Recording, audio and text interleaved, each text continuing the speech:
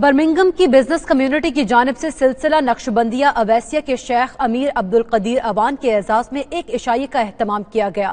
اس موقع پر شیخ عبدالقدیر نے روح پرور خطاب بھی کیا۔ تفصیلات نمائندہ 92 نیوز عابد کاظمی کی رپورٹ میں۔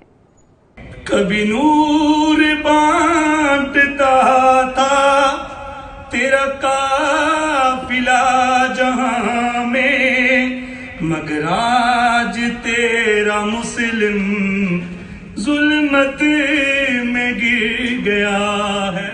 برمنگھم کے معروف تاجر نذیر اعوان کی جانب سے پاکستان سے آئے سلسلہ نقشبندیہ اویسیہ کے شیخ امیر عبدالقدیر اعوان کے اعزاز میں عشائیہ دیا گیا۔ تقریب کا آغاز تلاوت کلام پاک سے ہوا، جبکہ بارگاہ رسالت صلی اللہ علیہ وآلہ وسلم میں عقیدت کے پھول بھی نچھاور کیے گئے۔ عشائیہ سے خطاب اور میڈیا سے گفتگو میں شیخ امیر عبدالقدیر اعوان نے کہا، ہماری خوش نصیبی ہے کہ قرآن و سنت میں ہمارے لیے مکمل رہنمائی موجود ہے۔ اس پر عمل پیرا ہونے سے دنیا میں کامیابی اور آخرت میں ذریعہ نجات کا سماں پیدا کیا جا سکتا ہے۔ محنت کی جائے اور اس محنت کے ساتھ تسلسل ہو تو بندہ دنیا میں ترقی کر سکتا ہے۔